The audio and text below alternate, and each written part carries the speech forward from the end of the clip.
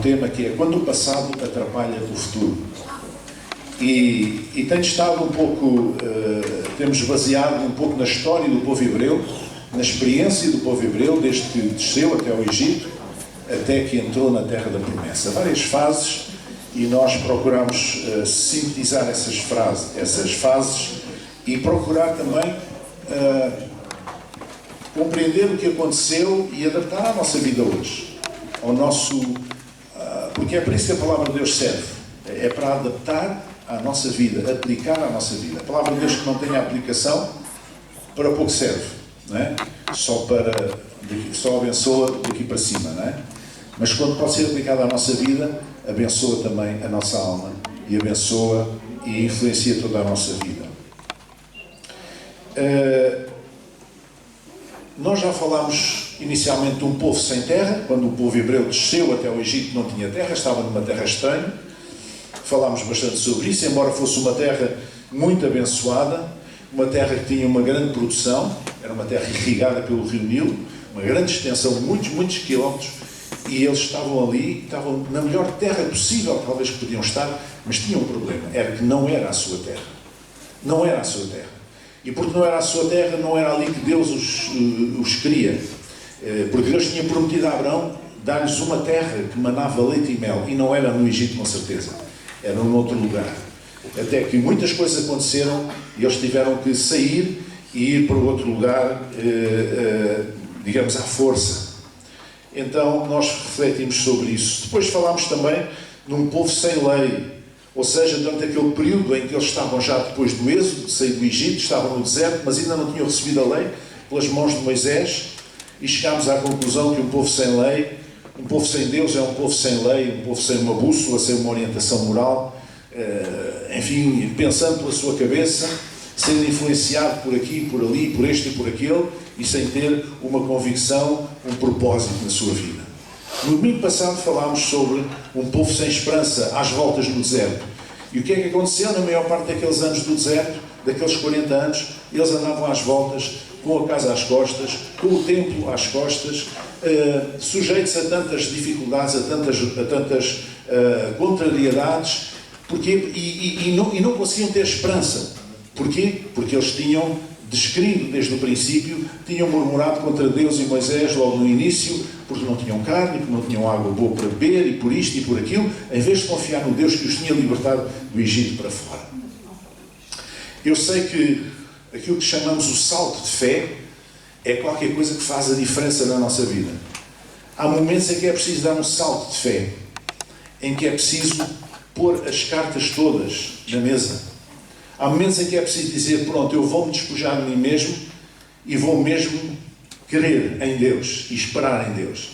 E quando nós nos despojamos de nós mesmos e pomos as cartas em cima da mesa e dizemos, Deus, eu já não posso fazer nada, eu não consigo sair desta situação, eu não tenho recursos, capacidades pessoais, mentais, emocionais, físicas, financeiras, não tenho possibilidades de reverter a situação, mas eu ponho a minha vida no teu altar, Senhor, e por isso manifesta o teu poder na minha vida. E eu creio que tu podes fazer, eu creio que tu queres o melhor para mim. A Bíblia diz que Deus, dizia o profeta no Antigo Testamento, Deus tinha planos de paz para o seu povo, mas Ele quer ver nós sermos capazes de dar esse salto de fé. E hoje nós vamos falar sobre um povo sem paz. E para isso eu peço que leiam, acompanhem esta leitura em João capítulo 14, vai aparecer ali, João capítulo 14, apenas 3 versículos, 25 a 27, diz assim, tenho-vos dito isto, estando convosco, mas aquele Consolador, o Espírito Santo, que o Pai enviará em meu nome, esse vos ensinará todas as coisas, e vos fará lembrar de tudo quanto vos tenho dito. Deixo-vos a minha paz. A minha paz vos dou. Não vos a dou como o mundo a dá. Não se turbe o vosso coração, nem se atemorice. Amém? Uma mensagem de paz que nós encontramos aqui. A paz é uma herança. Deixo-vos a minha paz. É uma herança aos discípulos. É uma herança àqueles que creem. é uma herança àqueles que ousam exercer fé. Esses podem andar em paz. Porquê é que o povo andou sem paz? Porquê é que o povo não tinha paz? Mesmo nesta fase final da travessia do deserto e da conquista, da entrada na terra da promessa. Não tinham paz porque eles ainda tinham dúvidas sobre a bondade de Deus, sobre os propósitos de Deus, sobre os planos de Deus para a vida daquele povo. Mas a paz é uma herança. Nós recebemos, não é? E devemos usar essa herança. Depois dos anos do deserto, eles atravessaram o Jordão, entraram na terra da promessa, mas ainda assim não tinham paz. E é sobre isso que nós vamos falar esta manhã. A primeira coisa que eles fizeram, como qualquer estratega faz, é conhecer o inimigo. É conhecer o que está para lá dos olhos que não se consegue ver. Então o que é que Josué fez? O que é que Moisés fez? Enviou 12 homens, um representante de cada uma das 12 tribos de Israel, como espias, para espiar a terra. Para ir àquela terra, para lá do Jordão, a terra de Canaã, a terra que Deus tinha prometido, para ver como é que era, como é que as coisas eram. Havia que reconhecer a herança. Não é? Uma pessoa recebe uma herança, mas tem que a conhecer. Não é? E eles, perante a iminência de ter que entrar em luta para com aquilo que iam encontrar pela sua frente, eles pensaram, bom, vamos ver como é que é, vamos reconhecer a herança, vamos reconhecer a terra, vamos espiar a terra, para ver como é que nós nos vamos posicionar para nos organizarmos. Então, a missão daqueles 12 era simples. Eles disfarçaram-se, como se fossem pessoas daqueles povos daquela região, mudaram as suas roupas, e a missão deles era infiltrarem-se, passarem o Jordão, às escondidas, infiltrarem-se na terra e ver se a terra era boa para a agricultura, se tinha floresta ou não. Não é? Na floresta, se tinha florestas, podiam fazer casas, madeira, etc. Se os habitantes eram fracos ou fortes, se eram muitos ou poucos, os habitantes daquela terra, se as cidades tinham muralhas à volta, ou se eram cidades desprotegidas. E, sobretudo, eles foram comissionados para trazer alguns frutos daquela terra. Nas sociedades agrícolas, aquilo que fala mais alto é o fruto da terra. E então, era a altura das colheitas, e eles foram lá e foram encarregues de trazer alguns frutos da terra para que Moisés e os hebreus pudessem ver como é que era aquela terra, se era uma terra boa ou não. Mas o que é que nós podemos ver aqui? Continuamos a ver uma certa descrença. Porque Deus tinha dito a Abraão que lhes daria aquela terra, uma terra que mana leite e mel. E eles mesmo assim desconfiaram. E então foram com todos os cuidados para ver como é que era, como é que não era, as cidades, se tinha isto, se tinha aquilo, como é que eram as pessoas, o povo, se era muito, se era pouco, se era forte, se era fraco, como é que era. E quiseram ver o fruto da terra. Sabe, a fé é uma coisa interessante. Quem quer ver o resultado antes de exercer fé, nunca vai ver resultado. Porque primeiro vem a fé, e depois da fé estar em operação, é que nós podemos ver os resultados. No mundo espiritual é assim que funciona. As leis espirituais são assim, é assim que funcionam. Nós temos que exercer fé, e depois de exercermos fé, nós começamos a ver os resultados. E eles queriam ver os resultados, queriam ver o fruto da terra antes de ter fé para entrar na terra. E continuava a ser o problema deste povo, continuava a ser a incredulidade. Qual foi o relato dos espias? Os espias foram, regressaram e depois trouxeram a Moisés o relato. E eles disseram assim, está lá em Números, capítulo 13. Fomos à terra a que nos enviaste e verdadeiramente mana leite e mel. E este é o seu fruto. Afinal, Deus não mentiu a Abraão quando disse que nos daria uma terra que mana leite e mel, que realmente a terra mana leite e mel. Olha que admiração. Então Deus não tinha dito isso. Às vezes nas nossas relações humanas nós dizemos uma coisa e há um amigo E, se calhar não é bem assim e tal. Então vai lá e vê. E depois ele vem e diz, olha, realmente tinhas razão. Então eu não te disse. Eu não te disse. Deus tinha dito, mas eles descreiam. Eles tinham dificuldade em exercer fé. Não é? Mas depois veio o medo e veio a fantasia. O que é que alguns deles disseram? O povo que habita naquela terra é poderoso. E as cidades fortificadas e muito grandes, e também ali vimos os filhos de Anak, descendentes de gigantes. Mas Caleb, apenas 2 dos 12 espias, exerceram fé. E foi porque houve 2 pessoas que exerceram fé que o povo entrou naquela terra. Porque se eles têm tido a mesma atitude dos outros 10 espias, eles não entravam naquela terra. Josué e Caleb. Então Caleb fez calar o povo perante Moisés e disse, certamente subiremos e a possuiremos a herança, porque seguramente prevaleceremos contra ela. Enquanto alguns diziam, são quase todos gigantes, e é muito difícil, a terra é boa, mas é muito difícil o povo, e são muito grandes em relação a nós, e só sublinharam as dificuldades. Mas Caleb optou por sublinhar a confiança na promessa de Deus. E isto fez a diferença. Ele disse, calem-se lá. Calem-se.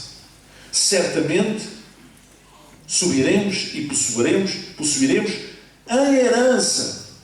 Caleb tinha a noção, o conceito da herança, a noção da herança. Ouça, a paz de Jesus é a mesma coisa hoje. É uma herança. Deixo-vos a minha paz vos dou. É uma herança. Você só tem que agarrar pela fé. Amém? Mas não quero ver as coisas acontecerem se você não exercer fé.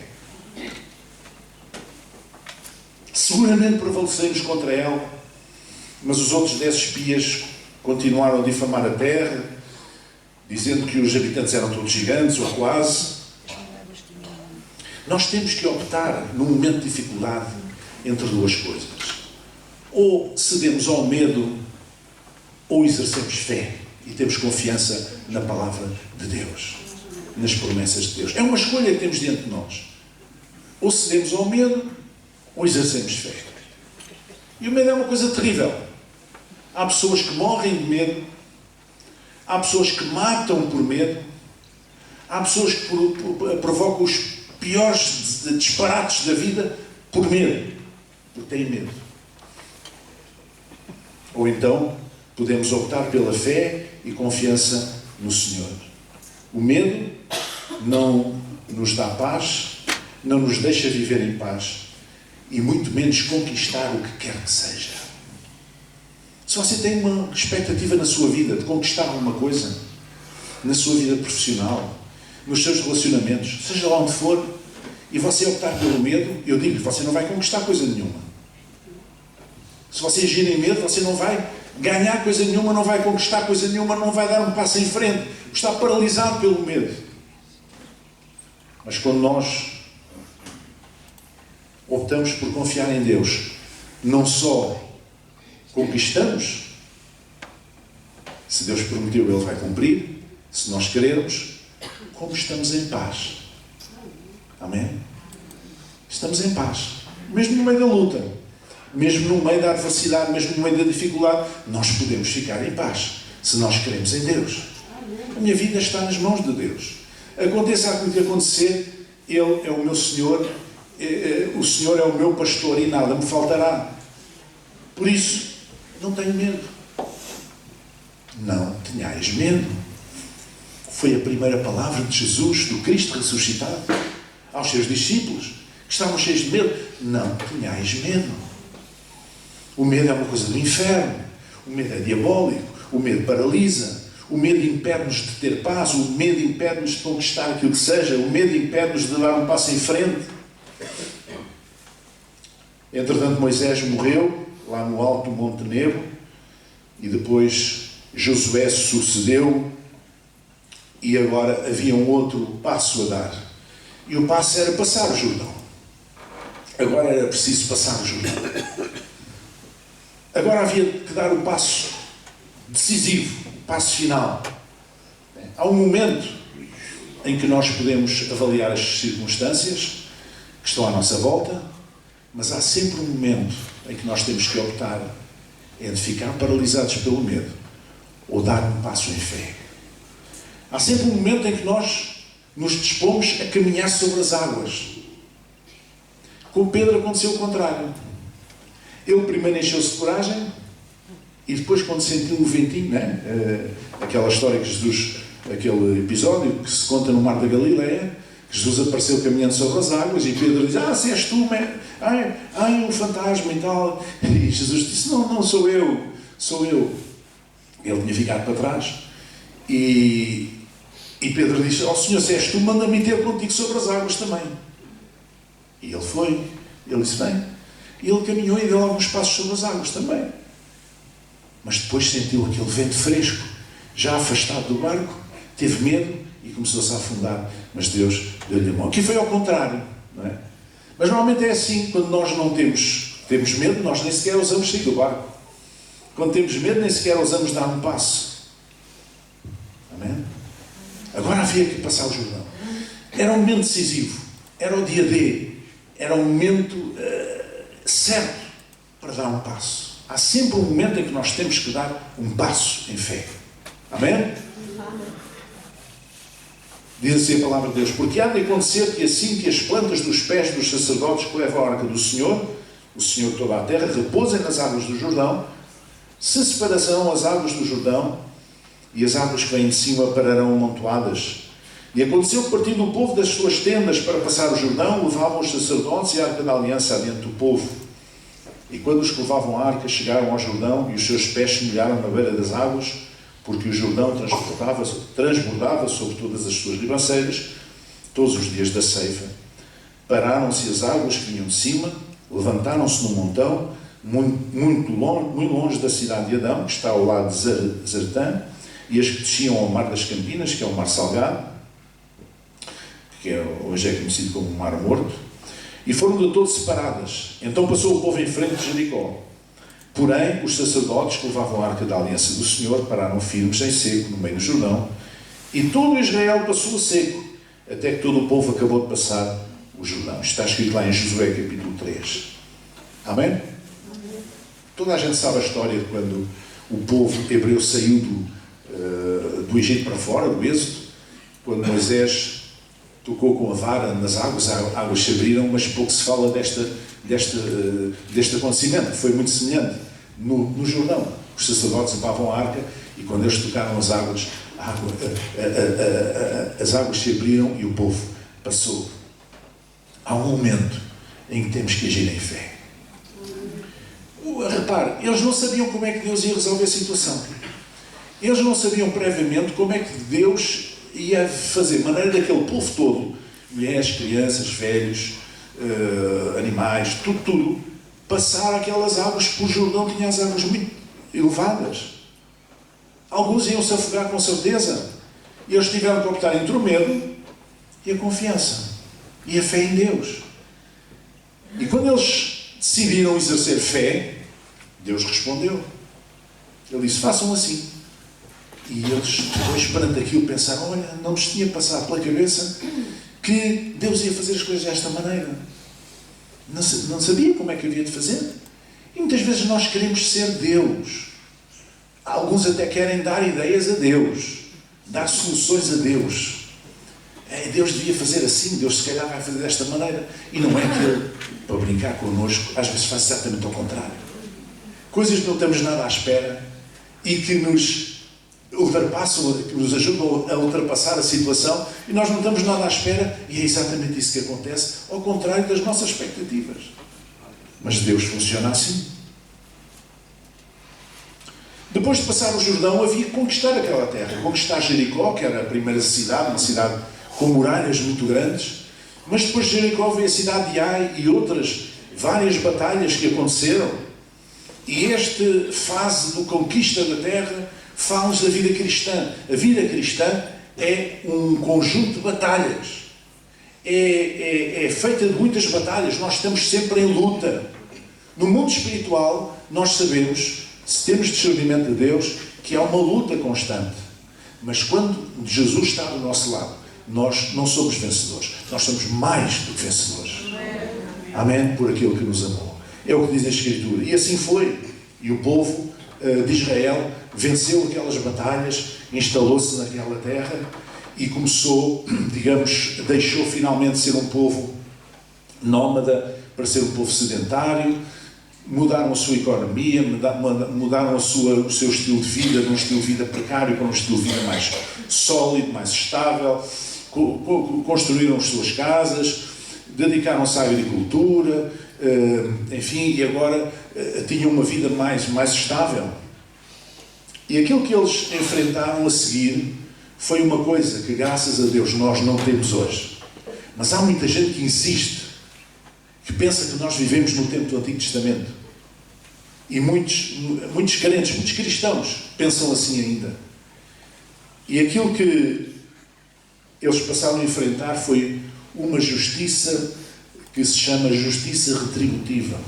Ou seja, eles estavam entre a bênção e a maldição. O que é que está lá escrito em Deuteronômio? Eis que hoje eu ponho diante de vós a bênção e a maldição. A bênção, quando cumprides os mandamentos do Senhor vosso Deus, que hoje vos mando. Porém, a maldição, se não cumprides os mandamentos do Senhor vosso Deus, e vos desviares do caminho que hoje vos ordeno, para seguires outros deuses que não conheceis. Eles estavam entre a maldição e a bênção, sempre com receio de falhar. Já viu se nós hoje estivéssemos sujeitos a este tipo de justiça divina? Justiça retributiva? Se eu faço bem, eu recebo bênção. Se eu faço mal, recebo uma punição. Olha, se cada vez que nós escandalizamos,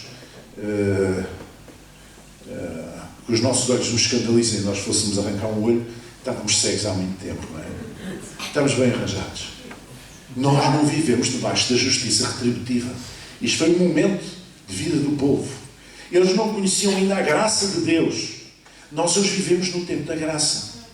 Eles não conheciam a graça de Deus, essa coisa que é a graça. Esse favor de Deus que nós não merecemos. Há muita gente hoje ainda, religiosa, que pensa fazer coisas para merecer a graça de Deus, para merecer o favor de Deus. Ouça, deixe disso. Isso era no tempo do antigo Israel. Isso era nesse tempo. Hoje não, nós estamos debaixo da graça de Deus, que é uma coisa diferente. Essa graça fala da misericórdia.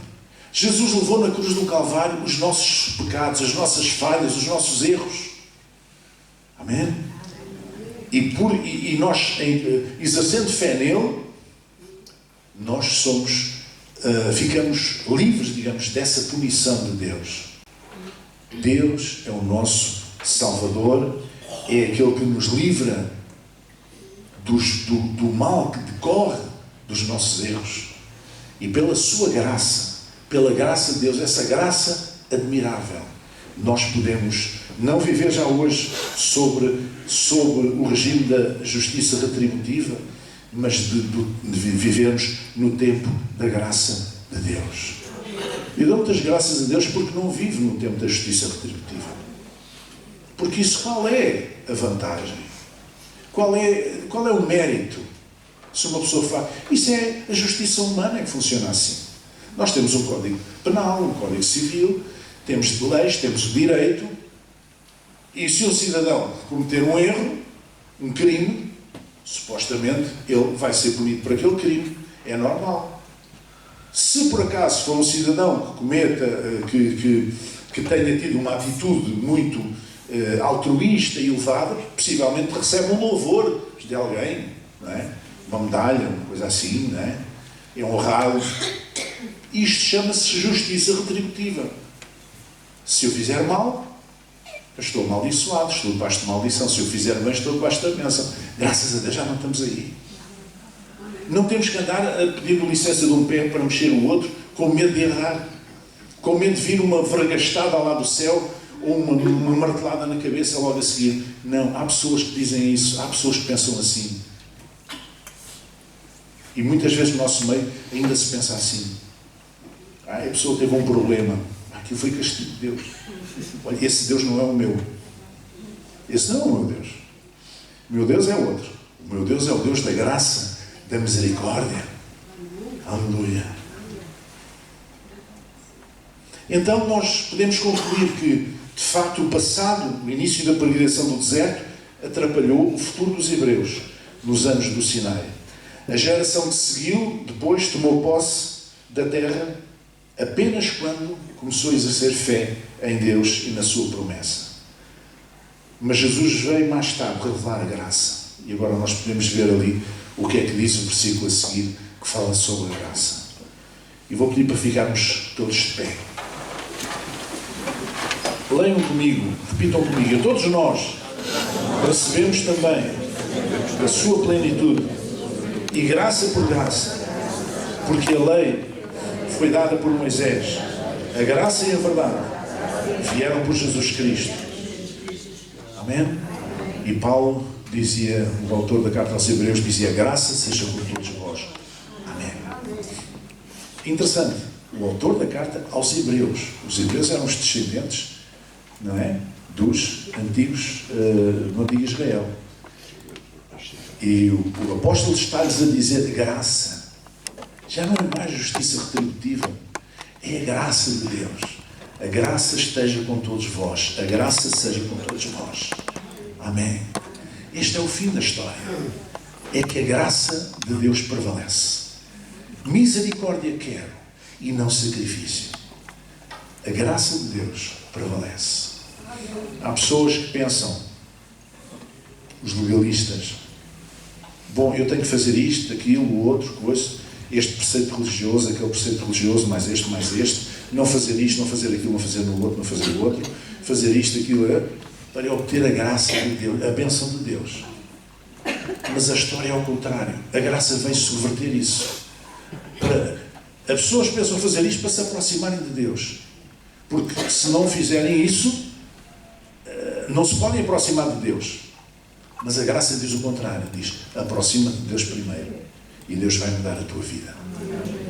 Oremos. Nosso Deus e Pai, esta manhã nós te agradecemos, Senhor, pela tua graça.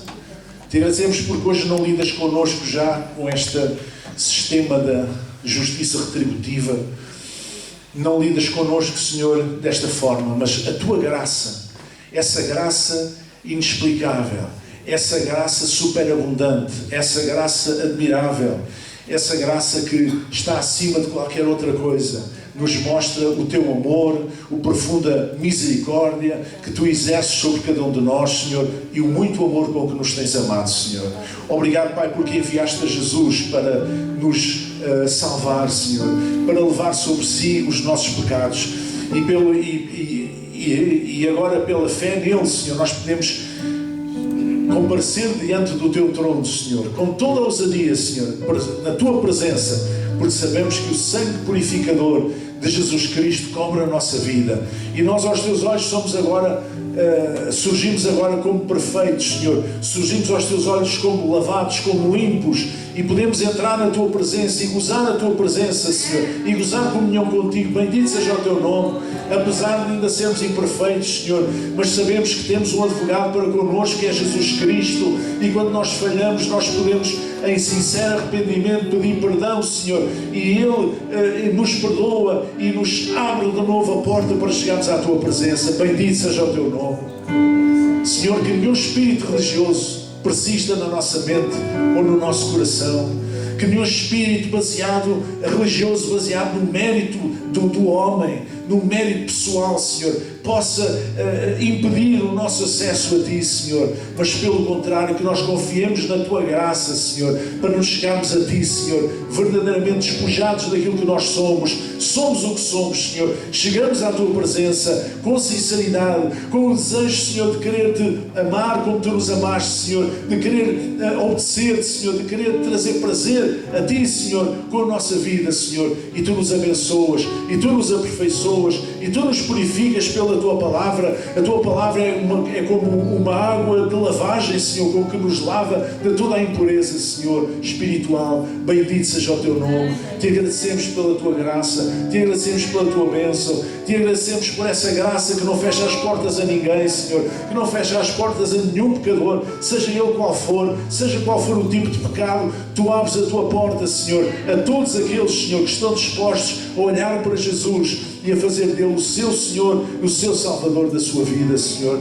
Em nome de Jesus, ajuda-nos a caminhar nesta graça, ajuda-nos a não ficar paralisados pelo medo, Senhor, mas a verdadeiramente exercermos confiança, fé em Ti, Senhor, na Tua Palavra, nas Tuas promessas, sabendo que Tu não falhas, Senhor, e assim como Tu abençoaste o Teu povo e o conduziste desde a escravidão até à terra que manda leite e mel, da mesma maneira Tu também vais conduzir a nossa vida através das lutas, através das dificuldades, através das contrariedades, e vais-nos dar vitória, porque em Jesus nós somos mais do que vencedores por aquele que nos amou. Em nome de Jesus, que cada um de nós possa sentir este propósito, esta convicção profunda de que Tu nos amas verdadeiramente, profundamente, Senhor, e estás do nosso lado e lutas do nosso lado, Senhor, e queres ver, Senhor, a nossa vitória, Senhor. Em nome de Jesus, que assim seja. Em nome de Jesus. Pai, abençoa cada uma das famílias aqui representadas esta manhã, cada irmão, cada irmã, cada pessoa aqui presente, independentemente da sua idade. Que a Tua graça repouse sobre elas, Senhor. Que a Tua graça inunde o seu coração, Senhor. Que eles possam caminhar em confiança, em fé. Que eles sejam desafiados, Senhor, a andar em fé, Senhor. Oh Deus, se for preciso, caminhar sobre as águas em fé, simbolicamente, Senhor. Oh Deus, mas nunca ficarem paralisados pelo medo, Senhor. Em nome de Jesus. Em nome de Jesus, que assim seja. Amém. Amém. Amém. Amém. Amém. Abençoe o irmão que está ao seu lado e diga, irmão, uma semana abençoada na graça do Senhor. Confie na graça do Senhor. Amém.